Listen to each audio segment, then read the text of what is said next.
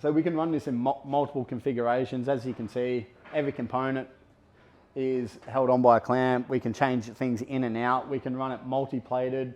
We can run it with no plates. We can introduce copper plates in there or copper packing, or we can take the bottom off, put a whiskey helmet on and run it in a full pot still mode, depending on what flavour we're trying to get out of our low wines or our mash.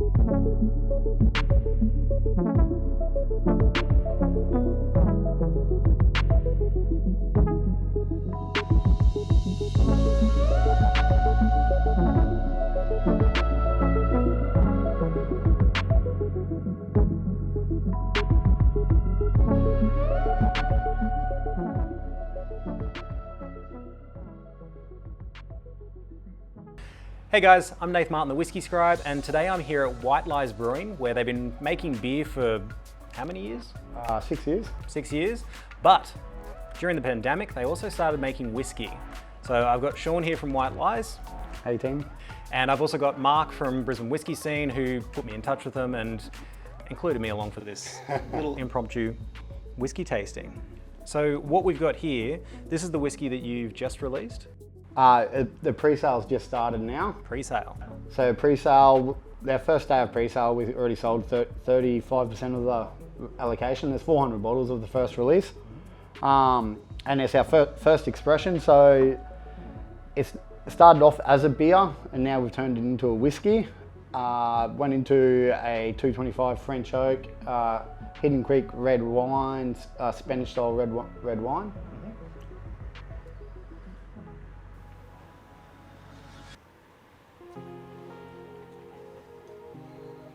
A lot of mouthfeel to it, a lot of baking spices initially rolling across the palate, into a bit of a slight honey to vanilla finish. I was going to say that honey's, I think your mind goes to honey when it's got that much of that thick, oily feel. Yeah. You get a little bit of sweetness, you're like, honey. Yeah, now you say that, it might even be a bit more like a golden syrupy. Not quite with that, it doesn't have that burnt aspect of golden syrup.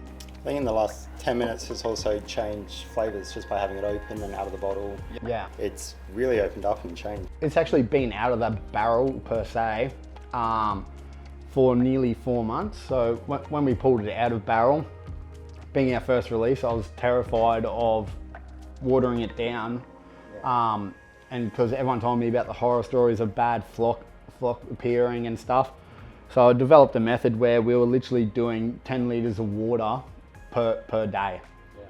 So it's taking weeks and weeks to get down to the ABV that we were comfortable with, and we settled on 45%.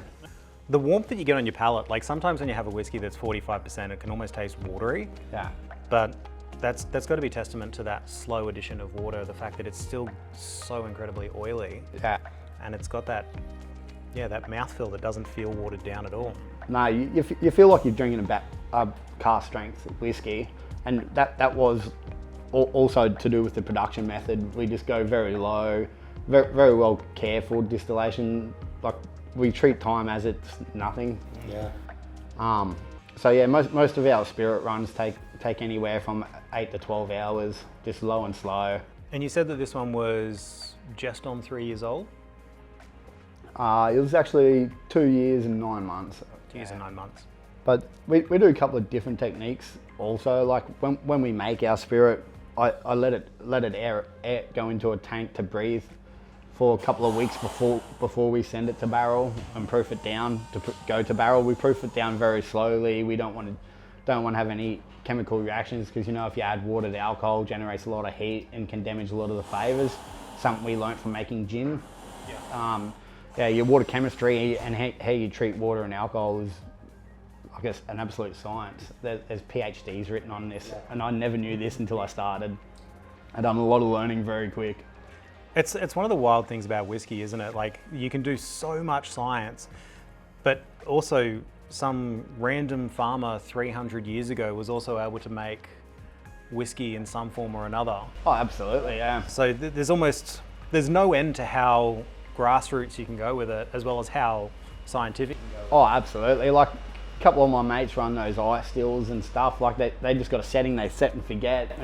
And like, I've made some of their washes for them and tried their product, and it's an awesome product coming off the still. Like, but yeah, it's just, I like to be able to manipulate it every step of the way. A bit of a control freak. Yeah.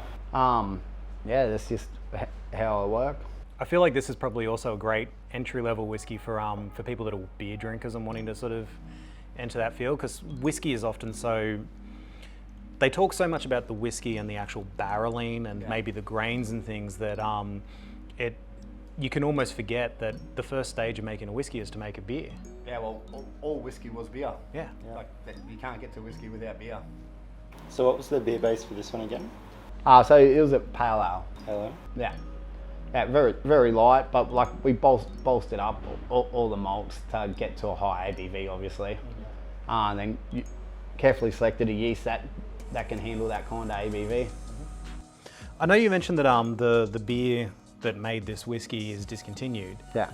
Did you at any point get a chance to actually try the beer alongside that whiskey? Yeah. Yeah. Could you, like, how much of the flavour notes from the beer were you able to pick up in the whiskey? The sweetness.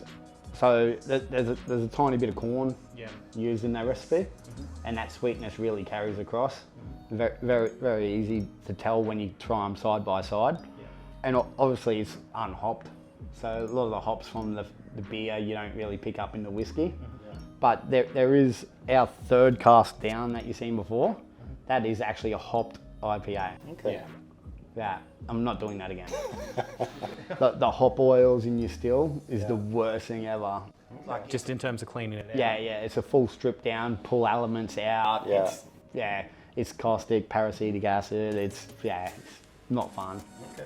But it's going to be an interesting product, but I'm not doing it again. Look, thanks for inviting us out here for today. It's fantastic to try these whiskies, especially, I love getting to try whiskey before anyone else does. Yeah. That tickles me. You had two of them? Yep.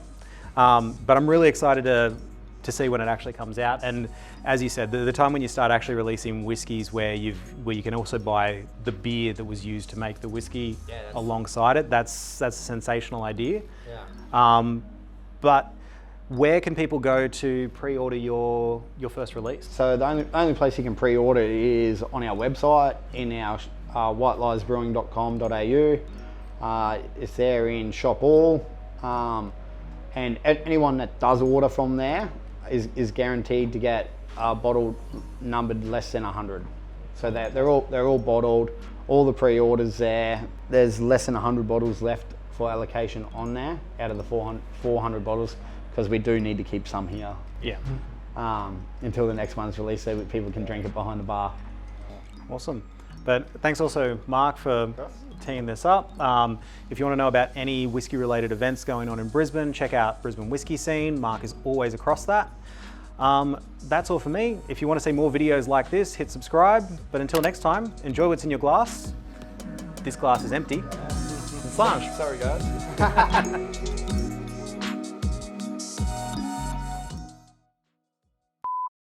This one was made from a beer with diacetyl. So it's going to throw a lot of butterscotch notes, but also this is the super high ABV version of the cask. When you talk about cask management and product in a cask, angel share, it's always a balancing act between water evaporation and alcohol evaporation compared to where you are to the equator. So this is just one of my experiments. So it went in at 76%, which is very high. And you reckon it's about the same still? I reckon it's probably jumped. I reckon we've had a bit of water evaporation in the last 2 years. I haven't tested it. This is the second time I've opened the cask, and it's just for you guys. Thank you. Yeah. Slash? But yeah, just the colour on that's beautiful. Like, look at the legs running down the side of the glass. How old did you say this was again? It's just coming up to 2 years. Yeah, I think I saw on the barrel it was 2021. Yeah. But yeah, I think I opened the barrel 3 months ago for a quick sample for a couple of people. Yep. That's why I brought ice for you savages. Because Probably, about 78 to 80%. yeah, I will take a chip, thanks. it's a big boy. Like, it's big. He's big and aggressive. I feel like that just like absorbs straight into the bones of my skull.